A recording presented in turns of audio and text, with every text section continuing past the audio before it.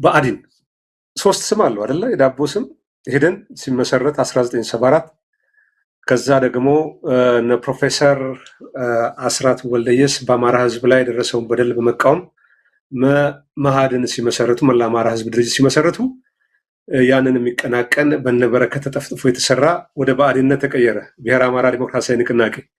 ከዛ ደግሞ 2010 ላይ ሶስተኛ ስሙን ወለደ፣ የአማራ ብልጽግና። በአብይ አዲስ የዳቦ ስም ተሰጠው።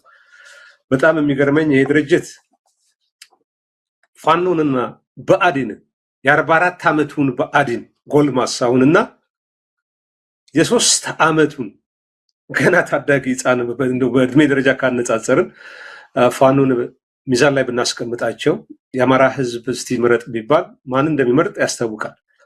በዚህ 3 ዓመት ውስጥ ግዙፉን ቢሮክራሲ፣ ግዙፉን መከላከያ፣ ግዙፉን ባንክ ኢትዮጵያን ጠቅላላ ኃይል ይዞ ካለ ሰራዊት ጋር ካለ መንግስት ጋር ህዝብ እንደጀና አድርጎ ሲዋጋ የነበረ አካል ነው። አልጠፋም። 2 ሳምንት ትጥቅ አስፈትተን ሱሪ እናስፈታለን ቢሉም አልሆነም። እኔ ብአዴን በሙሉ ልቡ የአማራን ህዝብ ጥቅም አስከብራለሁ ብሎ እንደው መግለጫ ሲያወጣ ዶክመንተሪ ሲሰራ ይገርመኛል። አስታውሳለሁ በሁለቱ ዘመን እነ ደመቀ ባህር ዳር ስቴዲየም ለህዝቡ ባደረጉት ንግግር ዋሽተናል፣ ቀጥፈናል፣ ተላላኪ ነበርን፣ ከእንግዲህ ግን አይደገምም፣ ይህንን የመሰለ ህዝብ ይዘን የአማራን ህዝብ የህልውና ጥያቄ እንመልሳለን፣ ማንም ጭኖ አይጋልብም አሉ። እግዚኦ ነው የምትለው በዚህ ድርጅት። እኔ በበረሃ ምናልባት ከህወሓት ጋር ገጥመው 1974 ብአዴን ከተመሰረተ በኋላ እስከ 84 ያለውን ነገር በኢህዴን ውስጥ የነበረውን አላነሳም። ግን ከኢህዴን ወደ ብአዴን ሲቀየር ብሔረ አማራ ዲሞክራሲያዊ ንቅናቄ ሲቀየር ያስቀመጣት አንድ ሀረግ በጣም ታመኛለች። ያቺ ሀረግ ለምንድን ነው የምታመኝ? በበደኖ በአርባ ጉጉ የአማራ ህዝብ ላይ ያን ግፍ ያጭካል ህወሓትና ኦነግ ተመሳጥረው ይሁን ተናበው ይሁን አንዱ አንዱን ለመክሰስ እንደ ማገዶ በበደኖና በአርባ ጉጉ ያለውን የአማራ ህዝብ ተገሎ ከነነፍሱ ወደ ገደል የተከተተበትን ምንረሳው አይደለም። የዛን ጊዜ ያ ነገር ያላስቻላቸው ፕሮፌሰር አስራት ወልደየስና ሌሎቹ መኢአድ ብለው ለህዝቡ ለዛ ለሚሞተው ህዝብ ድምፅ ለመሆን እንቅስቃሴ ሲያደርጉ ህወሓት አንድ እቅድ አውጥታ በበረከት በኩል ኢህዴን እና አባዱላም እነ ባጫም ሌሎቹም ብሔር ብሔረሰቦች የነበረበት ድርጅት ስለሆነ የመኢአድን የሚቋቋም አንድ ድርጅት ያስፈልጋል ብለው አስበው ከዛ ብአዴን ተወለደ። ሲወለድ የጻፉትን ነገር ላምብ ፋሲል በዛች ልቋጭ ምን ይላል? የኢህዴንን ታሪክ ገጽ 152 ላይ የኢህዴን ታሪክ የሚለው መጽሐፍ ላይ ገጽ 152 ላይ የተጻፈ ነው። ትምክተኞች ይላል። በአንድ በኩል እንግዲህ አርባ ጉጉና በደኖ የአማራ ህዝብ ከነነፍሱ የሚጣልበት ሰዓት ነው። እነ ፕሮፌሰር አስራት ወልደየስን ለመቋቋም የዛሬው አማራ ብልጽግና ብአዴን እንዴት እንደተመሰረተ የሚያሳየው ስሙን ከኢህዴን ወደ ብአዴን እንዴት እንደቀየረ፣ ትምክተኞች በአንድ በኩል አማራ የሚባል ብሔር የለም እያሉ በሌላ በኩል ደግሞ ሁሉም ብሔረሰቦች ሲደራጁ አማራ የሚመራው ድርጅት አላገኘም የሚል ማደናገሪያ ለመፍጠር የመላው አማራ ህዝብ ድርጅት መኢአድ የተባለ ድርጅት በፕሮፌሰር በኩል ፈጠሩ ይላል። ይህን ድርጅት በማቋቋም የአማራን ህዝብ በትምክተኛ ዓላማቸው ዙሪያ ለማበሳበስ ቢጥሩም የአማራ ህዝብ ሐቀኛ መሪ ድርጅቴ ኢህዴን ብሎ ከጎኑ ተሰለፈ። ይህንን ሁኔታ በጥሞና የገመገመው የኢህዴን አመራር ኢህዴን በህብረ ብሔራዊ አደረጃጀቱን መቀየርና የአማራ ብሔራዊ ድርጅት ሆኖ መደራጀት እንዳለበት ወሰነ ይላል። የአማራን ህዝብ ትምክተኛ ያለ የሚሳደበው ከኢህዴን ወደ ብአዴን እንዴት እንደተቀየረ ማሳያ ነው። ከዛ በኋላ ምንድን የሆነው ፋሲል የሱዳን ባለሀብቶች ተመሳጥረው ከዋቱ ጋር በጎንደር ላይ ደለሎ የሚባል መሬት አስወርረዋል እና አባይ ፀሐይ ሄዶ ሲያከፋፍሉ ቹቹ አለባቸው የተባለ የዛን ጊዜ ታጋይ ነበር የአካባቢው አስተዳደር የጻፈው መጽሐፍ አለ። ዳገት ያበረታው የአማራ ፍኖት በሚል የጻፈው ላይ ደለሎ እንዴት ለሱዳኖች እንደተሰጠ የሰሜን ጎንደር አመራሮች ባሉበት ይዘረዝራል። የደለሎ ቁጥር 1፣ ደለሎ ቁጥር 3፣ ደለሎ ቁጥር 5 እነዚህ ሁሉ የብአዴን ሰዎች አባይ ፀሐይ ሄዶ ለሱዳን ባለሀብቶች ሲያድል የብአዴን ሰዎች ቁጭ ብለው ይመለከቱ ነበር።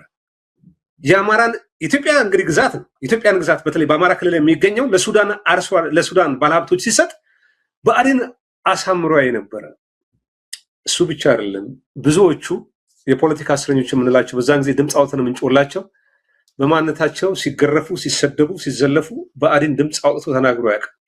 አሳልፎ ሲሰጥ ተባባሪ የነበረ ነው። አሁንስ በጣም የሚገርመኝ ነገር በዚህ 8 ዓመት ውስጥ የአማራ ህዝብ በኦሮሚያ፣ በቤኒሻንጉል ክልል፣ በመተከል በስካባተር በጅምላ ተጨርሶ በስካባተር ሲቀበር ተመልክተናል። በአንድ ጉድጓድ 60-70 ሰው ሲቀበር ብአዴን ምንድን ነው ያለው? አገኘው ተሻገር የሚባለው የክልሉም ፕሬዚዳንት ሆኖ ነበር። አሁን ምንድን ነው የፌዴሬሽን ምክር ቤት ሊቀመንበር ነው። አንዱ አርሶ አደር ከምስራቅ ወለጋ ደውሎለት ኧረ እባካችሁ ድረሱ እናንተ እያላችሁ እንዴት ይሆናል? እዛው ካለው የኦሮሚያ አመራር ጋር ጨረስ፣ ሁለተኛ ወደ እኔ እንዳትደውል ብሎ የተጠለፈው የተቀዳዩ ስልክ ድምፅ ሰምተናል። ፋሲል ታስታውሳል። በቤኒሻንጉል የሆነውን ነገር እናውቃለን። የአማራ ህዝብ በዛ መልኩ ሲታረድ፣ ሲፈናቅ፣ ከጉራ ፈርዳ ሲሰደድ፣ በገዛ ሀገሩ በገዛ ቀዩ ባለማት ባደራጃት ሀገር ላይ ተገደለው ተገሉ፣ የተረፈው ያለችውን አንጠልጥሎ ሲሄድ ታስታውሳለህ። ጉዞውን የሚያሳዩ ብዙ ፎቶግራፎች፣ ቪዲዮዎች ነበሩ። ከደቡብ ክልል ከጉራ ፈርዳ ሲፈናቀል፣ በኦሮሚያ ክልል ምስራቅ ምዕራብ ወለጋ፣ አሁንም በአርሲ በማንነታቸው ምክንያት በዘራቸው ሰዎች በተለይ አማራ ተወላጆች ተመርጠው ምስራቅ ምዕራብ ወለጋ በኦሮሚያ ላይ ይህ ሁሉ ልቂት ሲፈጸም ንብረት ሲወድም ሲፈናቀሉ ብአዴን ድምፁን አሰምቶ ያውቃል?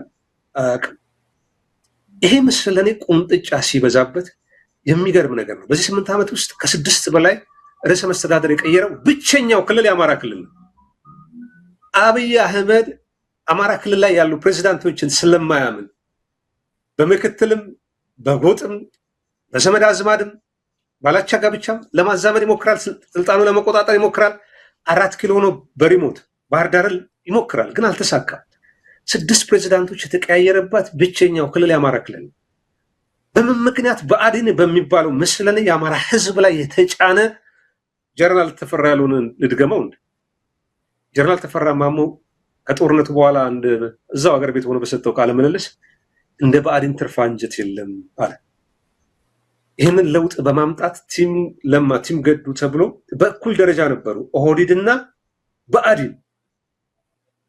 በተወሰነ ጀንበር በውስጥ ለውስጥ ሰርተውን አይታወቅም። ኦህዴድ ብአዴንን ገልብጦ ሁሉንም ተቆጣጥሮ ከዛ ታዛዥ ሲያደርገው ፍጹም የደነዘዘ አመራር ከወትሮ በተለየ ነው የሚለው። ቅድም ሁለቱም አመራሮች ገልጸውታል።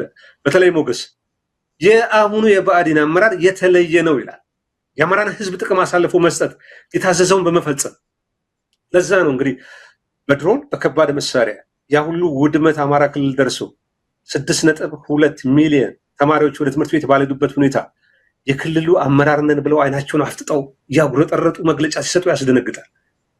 ስለዚህ የወጣው መግለጫ በተለያየ መንገድ ምናልባት ከስጋትም ከፍርሃትም አለን ለማለት ይመስለኛል። ይሄ ግን አያዋጣም። የአማራ ህዝብ አይደለም ሌላው ማህበረሰብ ቁጭ ብሎ ይታዘባል።